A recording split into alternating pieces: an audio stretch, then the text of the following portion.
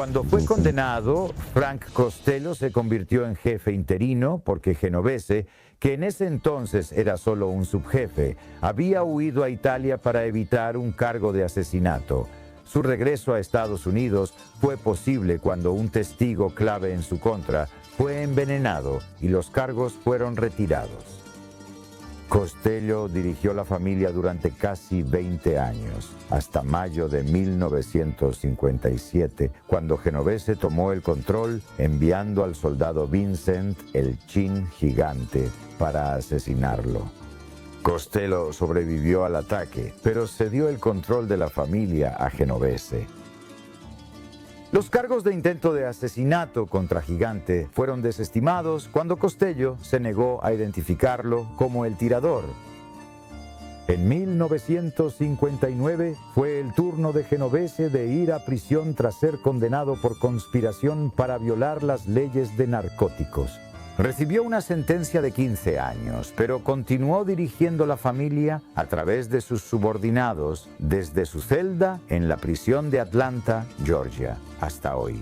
Los miembros de la familia Genovese también están involucrados en la manipulación del mercado de valores y otros fraudes y esquemas ilegales, como lo demuestra la reciente investigación del FBI, con el nombre en clave Mobstocks. La familia opera principalmente en Manhattan, el Bronx, Brooklyn y Nueva Jersey.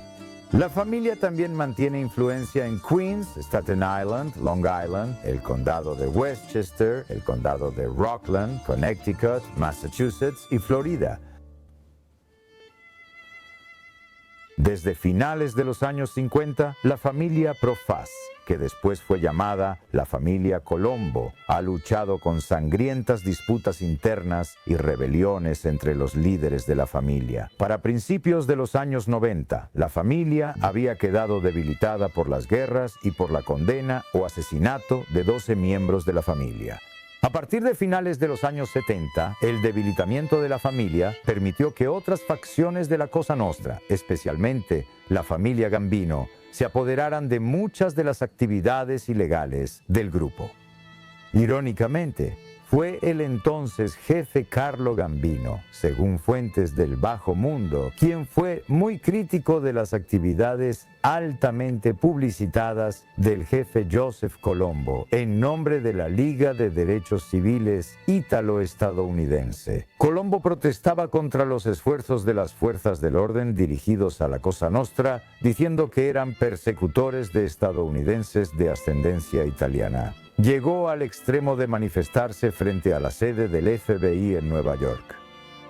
Gambino, según las fuentes, sentía que esas acciones no lograban nada y solo conseguían atraer la atención no deseada de las fuerzas del orden y publicidad a la Cosa Nostra.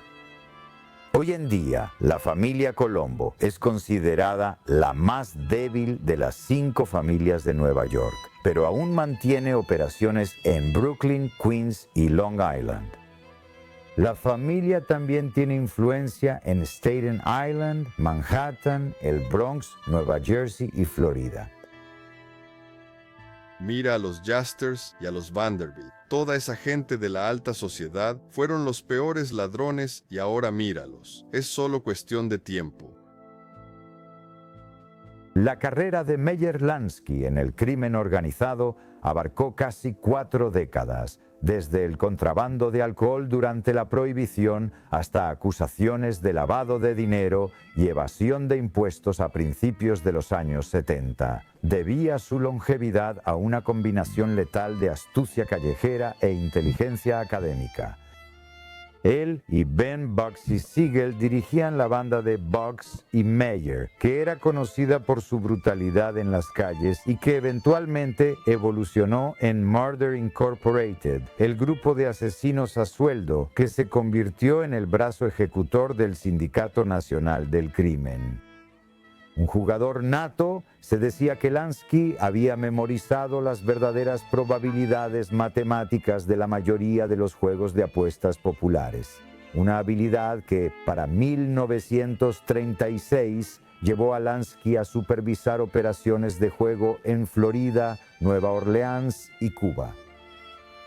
Aunque el juego era ilegal en las ciudades estadounidenses, el personal de Lansky en estos casinos clandestinos tenía instrucciones de nunca engañar ni manipular las probabilidades en contra del cliente. Lansky insistía en una integridad absoluta en los juegos y apuestas realizadas dentro de cualquiera de sus establecimientos. Lansky, quien fue fundamental en la formación del Sindicato Nacional del Crimen y en el desarrollo de Las Vegas como una inversión del crimen organizado, se volvió paranoico poco después de la condena de Al Capone por fraude fiscal. Estaba seguro de que el gobierno también podría encarcelarlo, así que lavó dinero a través de un banco en Suiza y más tarde realizó inversiones y asumió papeles más importantes en empresas que vendían rocolas y televisores a bares y cantinas. Fue justo cuando Lansky intentaba cubrirse con actividades legales que fue citado por el Senado para la investigación del crimen en el comercio interestatal. Durante la audiencia de 1950 del senador Estes Kefauver, el senador Charles Tobey y el abogado de Lansky, Mosef Polakov, debatieron sobre la ética de cualquier abogado que representara a un gángster. En este caso se trataba del amigo y conocido socio de Lansky, Lucky Luciano. Durante la semana del 22 de diciembre de 1946, el Hotel Nacional en La Habana, Cuba, fue testigo de una reunión de varias personas nefastas para quienes el senador Tobey no habría servido como abogado.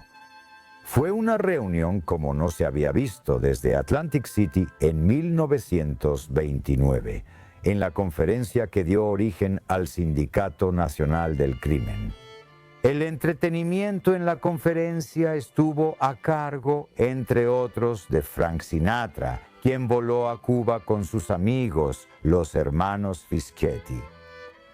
La conferencia fue supuestamente organizada por Lucky Luciano, quien había sido deportado a Italia y tuvo que viajar a La Habana con un pasaporte falso.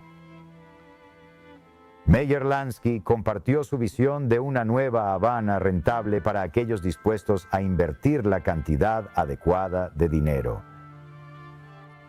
Según Luciano, él mismo fue nombrado como el jefe de la mafia, un título que alguna vez había renunciado y cuya existencia había negado, para gobernar desde Cuba hasta que pudiera encontrar una manera legítima de regresar a Estados Unidos.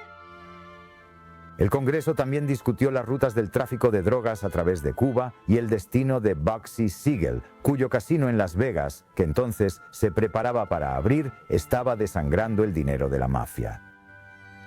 Solo las súplicas de Meyer Lansky salvaron momentáneamente al gángster, que finalmente estaba condenado. Mientras que para la mafia, Las Vegas todavía parecía un riesgo demasiado alto, Cuba parecía una apuesta segura. En 1952, Meyer Lansky ofreció al entonces presidente Carlos Prío Socarrás un soborno de $250,000 para permitir que el expresidente cubano, el general Fulgencio Batista, quien quería abrir La Habana al juego a gran escala, regresara al poder. A mediados de los años 50, el general Batista y su régimen recibían $1 millón al año solo de las máquinas tragamonedas. Otros sobornos y comisiones de casinos y resorts como el Club Montmartre y el remodelado Hotel Nacional son casi incalculables. Pero la celebración sería de corta duración. En la víspera de Año Nuevo de 1958, muchos hoteles y casinos fueron saqueados mientras Fidel Castro lideraba una revolución para derrocar al gobierno corrupto. El nuevo régimen instaló al presidente Leo, quien trabajó para cerrar los casinos. Para octubre de 1960, el juego había sido prohibido en Cuba, poniendo fin efectivamente a las actividades de la mafia en la isla y haciendo que Meyer Lansky perdiera aproximadamente $7 millones. El perdón de Meyer Lansky para Bugsy Siegel iba a ser de corta duración. Aunque el hotel y casino Flamingo en Las Vegas abrió sin mucho éxito, eventualmente creció hasta generar ganancias para sus inversionistas de la mafia.